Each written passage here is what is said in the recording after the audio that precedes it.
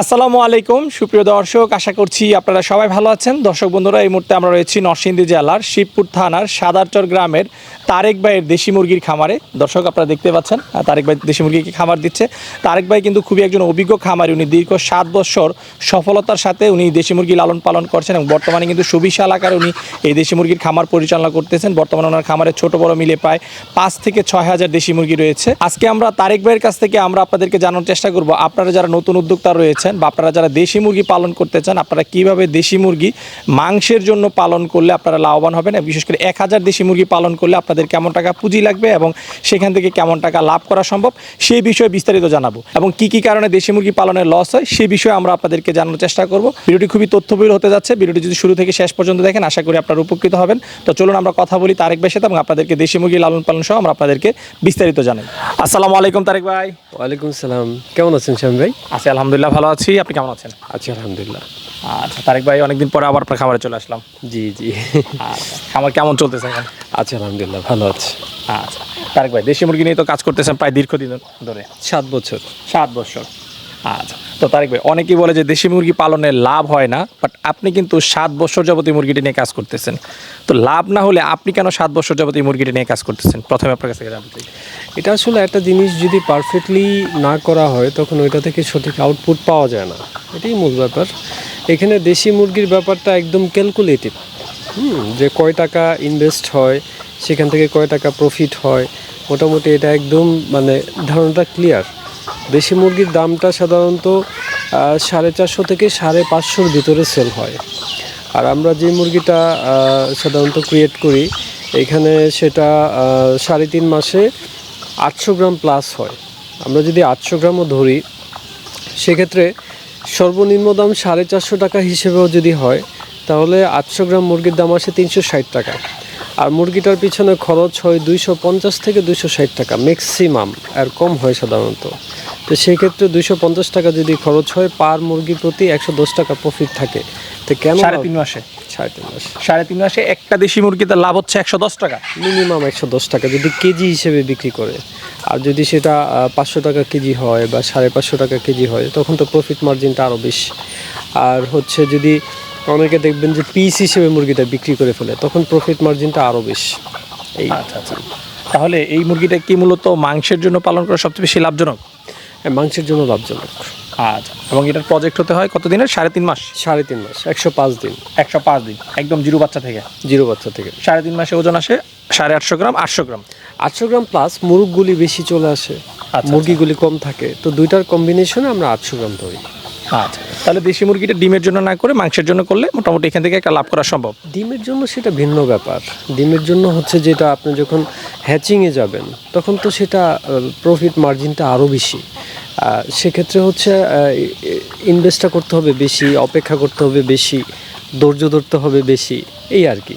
আর মাংস হচ্ছে ধরেন কেউ 500 বাচ্চা নিয়ে শুরু করলো, 1000 বাচ্চা নিয়ে শুরু করে সেটাকে বিক্রয়ের আগ পর্যন্ত সময় পারলে কি পরিমাণ ইনভেস্ট হচ্ছে, কি পরিমাণ প্রফিট আসার সম্ভাবনা সেটা আমি বললাম মাংসের ক্ষেত্রে। ডিমেরটা আবার আলাদা জিনিস, সেটা অনেক সময় লাগবে বলতে। তো তারেক ভাই, আমরা যদি 1000 দেশি মুরগি কেউ মাংসের জন্য পালন করে 3.5 মাসের জন্য, তার কত টাকা পুঁজি লাগতে পারে সেই বিষয়ে একটু ধারণা দিতেন। এখন যদি কেউ যদি বিগিনার হয় একদম ফ্রেশ, তো তাদের জন্য তো একদিনে বাচ্চাটা সুইটেবল না। সেক্ষেত্রে তাদের জন্য হচ্ছে আপনার 1 মাসের বাচ্চাটা হলে উত্তম হয়। তো তাদের ইনভেস্টটা একরকম হবে। আবার যারা অভিজ্ঞতা আছে, আগে পরে মুরগি পেলে অভ্যস্ত, তারা আবার একদিনে বাচ্চা নিয়ে শুরু করবে, তাদের ইনভেস্টটা একরকম হবে। আমি দুইটাই এক্সপ্লেন করি, কোনো সমস্যা নেই। যদি আগে পরে অভিজ্ঞতা থাকে সেক্ষেত্রে ওনার খরচ হবে 170 টাকা প্লাস এডিশনাল বাকি যে এক্সপেন্সগুলি আছে 230 টাকার মতো। আচ্ছা, 230 টাকার মতো একদিনে বাচ্চা নিয়ে শুরু করলো। হ্যাঁ, তো 230 টাকা ইন্টু 1000, 2,30,000 টাকা। আর সেটা থেকে প্রফিটের যে ব্যাপারটা সে আগের সিস্টেমই 360 টাকা। 360 টাকা থেকে হচ্ছে 230 টাকা বাদ দিলে যেটা থাকতেছে 130 টাকা। এখানে একদিনের বাচ্চা হলে প্রফিট মার্জিন 20 টাকা বেশি থাকে এই। আর 1 মাস হলে 20 টাকা কম থাকে, আর 20 টাকা কি বলে খরচ বেশি থাকে, এই সেম। আচ্ছা, তাহলে 1000 বাচ্চা থেকে যদি 130 টাকা করে দিলে 1,30,000 টাকা প্রতি মাসে তাহলে কিন্তু গড়ে গিয়ে 30-40 হাজার টাকা তার প্রফিট। হ্যাঁ, অনায়াস 1000 মুরগিতে হিউজ লাভ এখানে। না, এখানে তো প্রফিট হবেই। দেশি মুরগির ব্যাপারটা যেটা, এটা হচ্ছে সবাই করে না বা ইয়ে করে না, এটা আসলে দেখেন সবাই কিন্তু দেশি মুরগি কেনাটা অ্যাফোর্ড করতে পারে না। মানে সব ফ্যামিলিতে 550 টাকা কেজি, 500 টাকা কেজি মুরগিটা কয়টা ফ্যামিলি কিনবে? যে কারণে এটার মধ্যে হচ্ছে আপনার সিন্ডিকেট নাই। এটার মধ্যে হচ্ছে ওই যে কিছু মার্কেট আছে যারা দাম নিয়ন্ত্রণ করে, যে কখনো খুব পরিশ্রম করে পারলো কিন্তু দিন শেষে দাম পাইলো না, আবার দেখা যাচ্ছে তেমন পরিশ্রম করলো না, অনেক প্রফিট চলে আসলো। এই যে একটা সিন্ডিকেট, দেশি মুরগির ক্ষেত্রে এটা নেই। আচ্ছা, তো তারেক ভাই, এই যে দেশি মুরগির ক্ষেত্রে ধরেন আমি 1000 মুরগি পালন করলাম, সেক্ষেত্রে তো আর এটা একদম প্রাকৃতিকভাবে পালন করা সম্ভব না, নিশ্চয়ই আমাকে ফিড দিতে হবে, হ্যাঁ, যে খাবারগুলো দিতে হবে। সেক্ষেত্রে তো আমরা একদম গ্রামের যে দেশি মুরগি, সেই স্বাদটা কিন্তু এটার মধ্যে থাকতেছে না। এই ক্ষেত্রে যারা আপনাদের কাছ থেকে মুরগিগুলো সংগ্রহ করে, তারা কি একদম গ্রামের যে দেশি মুরগির যে দামটা, সেই দামটাই দিচ্ছে, না যেহেতু আপনারা খামারে পালন করতেছেন বাণিজ্যিকভাবে, সেই ক্ষেত্রে তুলনামূলক দামটা কম দিচ্ছে? এটা খুবই সুন্দর একটা প্রশ্ন ছিল, এটা আমি একটু ব্যাখ্যা করি। এটা আসলে সবার জানারও দরকার ব্যাপারটা। একদম গ্রামে যে মুরগিটা পালে, হ্যাঁ, সেই মুরগিটা হচ্ছে তাদেরকে তো ফিড দিচ্ছে না, প্রাকৃতিক খাবারগুলি তারা খাচ্ছে। কারণ আমরা যেটা করতেছি সেটা হচ্ছে আমাদের মুরগিটা যেটা, এটা আপনার ধরেন কি বলে এটাকে, এটার সাথে তো মা নাই, ঠিক আছে? যে বাচ্চা যেমন 7টা 8টা বা 10-15টা বাচ্চা নিয়ে যখন মা ঘুরতেছে, আমাদের বাচ্চাটা তো আমরা বোর্ডিং করতেছি, তো মা কিন্তু বুঝায় বলে যে তুমি এটা খাও, এটাতে প্রোটিন আছে, এটাতে খাও, এটাতে শর্করা আছে, আল্লাহ প্রদত্ত জ্ঞান বুঝায় দেয়। তা আমাদের বাচ্চাটা কিন্তু হচ্ছে এই সে নিজে নিজে বুঝে প্রোটিন কোনটা, এটা খাওয়ার সুযোগ নাই। তো সেক্ষেত্রে আমরা কি করি, আমরা প্রথম কিছুদিন ফিড দিই, এটাতে প্রোটিন থাকে। তো এতে করে কি হয়, তার যে বেসিক যে গ্রোথটা এবং পুষ্টির যে চাহিদাটা, এটা পুরা হয়ে যায়। আর পরবর্তীতে কি করি, আমরা একদম অর্গানিক খাবারগুলি দিই, যেমন ভুট্টা ভাঙা, খুদ, গম, হ্যাঁ, বিভিন্ন ঘাস, সবজি, এই জিনিসগুলি আছে। তো এর দ্বারা কি হয়, মানুষের শরীরের রক্ত যেমন প্রতি 3 মাস পরে পরে পুরা চেঞ্জ হয়ে যায়, তো একটা মুরগিকে যদি পরবর্তী 2-2.5 মাস টানা অর্গানিক খাবার দেওয়া হয়, শুরুতে যে কিছু ফিড দেওয়া হয়েছে এটার প্রভাবটা একদম তার শরীরে থাকে না, একদম ওই দেশীয় মুরগির যে টেস্টটা আর এই মুরগির যে টেস্টটা অলমোস্ট সেম হয়ে যায়। আচ্ছা, তাহলে আপনারা প্রথমে বাচ্চা অবস্থায় কতদিন এটাকে ফিড দিয়ে পালন করে থাকেন? আমরা 30 to 40 days। আচ্ছা, 30 থেকে 40 দিন হচ্ছে প্রথমে ফিড দেন, 40 দিন পরে একদম টোটালি ফিড বন্ধ হয়ে যায়? হ্যাঁ, এটা আস্তে আস্তে, একবারে হঠাৎ করে কালকে থেকেই বন্ধ করে দিচ্ছি তাহলে তো মুরগি শ্যুট করবে না জিনিসটা। আস্তে আস্তে হচ্ছে খুদ, ভুট্টা ভাঙা, গম এগুলি ঢুকতে থাকে আর ফিডটা আউট হতে থাকে। আচ্ছা, এই খাবারটা আপনারা কয় বেলা দিয়ে থাকেন মুরগিকে? আমরা 3 বেলা দিই। 3 বেলা দেন। আচ্ছা, তো তারিক আপনার কাছ থেকে জানতে চাই, কেউ যদি মাংসের জন্য দেশি মুরগি পালন করে থাকে 105 দিনের প্রজেক্ট করে, সেক্ষেত্রে এই মুরগিটিকে কয়টা ভ্যাকসিন করার প্রয়োজন হয়?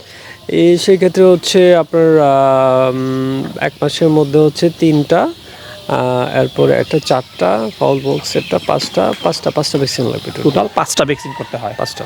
আচ্ছা, আপনি বলেন যে নতুনরা যারা শুরু করবে তারা হচ্ছে 1 মাসের বাচ্চা দিয়ে শুরু করা তাদের জন্য ভালো, সেই ক্ষেত্রে 1 মাসের বাচ্চাকে কয়টা ভ্যাকসিন কমপ্লিট করে দেওয়া হয়? 1 মাসের বাচ্চাকে আমরা ভ্যাকসিন কমপ্লিট করাই 3টা, পাশাপাশি ঠান্ডার ডোজ করে দিই, ভিটামিনের ডোজ করে দিই, এই। আচ্ছা, আর বোর্ডিং আপনারা তো একদম? হ্যাঁ, বোর্ডিং একদম পারফেক্টলি করে দিই, সব কিছুতে আছে। আচ্ছা, তারিক ভাই, আপনার কাছ থেকে একটু জানতে চাপে, যেহেতু অভিজ্ঞ খামারি দীর্ঘদিন যাবত পালন করছেন, মূলত দেশি মুরগি পালনের লস হয়ে থাকে কি কি কারণে? খামারের কোন কোন দিকগুলো খেয়াল রাখলে লাভজনকভাবে এই দেশি মুরগিটা পালন করতে পারবে, সেই বিষয়ে যদি একটু পরামর্শ দিতেন। লসে শুধু দেশি মুরগির ক্ষেত্রে না, আপনি যে কোনো বিজনেসই যেই প্রবলেমটা হয় সেটা হচ্ছে, কারো কাছে ধরুন 5 লাখ টাকা আছে, 3 লাখ টাকা দিয়ে সেট করে আর 2 লাখ টাকা দিয়ে মুরগির খাবার খরচ চালায়। আল্লাহ না করুক যদি কোনো চ্যালেঞ্জ আসে, অথবা উনি যেভাবে ভাবতেছে যে সাকসেসটা এইভাবে আসবে, সেভাবে যদি সাকসেসটা বাস্তবে না আসে, সেটাকে মোকাবেলা করার জন্য ওনার কোনো রিজার্ভ মানি থাকে না। এই জন্য ইনভেস্টটাকে 3 ভাগে ভাগ করা। একটা হচ্ছে পার্মানেন্ট ইনভেস্ট, যেটা সেটা কেনাকাটা, তারপর হচ্ছে বাচ্চাটার খরচ চালানো 2, আর 3 হচ্ছে যে কোনো চ্যালেঞ্জ আসলে সেটাকে মোকাবেলা করার জন্য একটা মানি রিজার্ভে রাখা। এটা একটা কারণ, যে কোনো হচ্ছে চ্যালেঞ্জকে ফেস করার জন্য কোনো মানি আমরা রিজার্ভে রাখি না। আর দ্বিতীয়ত কারণ হচ্ছে, যারা আপনার অভিজ্ঞতা নাই, তারা একদিনের বাচ্চা নিয়ে শুরু করা, আগে পরে অভিজ্ঞতা নাই, বাচ্চাটার কখন আরও বেশি তাপ দরকার, কখন বাচ্চাটার ঠান্ডা লাগতেছে, বাচ্চাটা কখন একটু অসুস্থ হয়ে গেছে, কখন সুস্থ হয়ে গেছে, এই ব্যাপারে কোনো অভিজ্ঞতা নাই। বাকি একদিনে বাচ্চা নিয়ে শুরু করছি, তো শুরুতেই হুচুট খায়, তখন বলে দেশি মুরগি নিয়ে কাজ করলে লস। এইটা একটা ইস্যু। আর আরেকটা ইস্যু হচ্ছে শুরুতেই অনেক বেশি মুরগি নিয়ে শুরু করা। যেন আমার অনেক ক্লায়েন্ট আছে আগে পরে কখনও দেশি মুরগি পালে নাই, কিন্তু 3000 মুরগি নিয়ে শুরু করছে। 10 বিঘা জায়গার মধ্যে 3000 মুরগি নিয়ে শুরু করছে। তা আমি বলছি যে আপনি প্রথমে একটু আপনি 500 দিয়ে শুরু করেন বা 1000 দিয়ে শুরু করেন, বা আর একটু বেশি দিয়ে শুরু করেন, 3000 না করেন। কারণ না, আমরা করলে লার্জ স্কেলেই করব। ওদের পুরা খামারটা লস হয়েছে। তো এরকম বিভিন্ন রিজন আছে যেটার কারণে আপনার কি বলে লস হওয়ার কারণ। হ্যাঁ, আর প্রত্যেকটা জিনিসে একটু হিম্মত রাখতে হয়, একটু ধৈর্য ধরতে হয়। হ্যাঁ, তাড়াহুড়া করলে তো হয় না সব কিছু।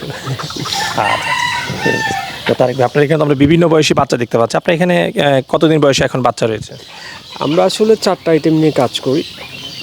একদিনের বাচ্চা, 1 মাসের বাচ্চা, 1 মাস পরে ডিম দিবে এরকম ডিম পাড়া মুরগি, আর হচ্ছে মাংসের মুরগি, যেটা আমরা ঢাকায় হোম ডেলিভারি করে থাকি।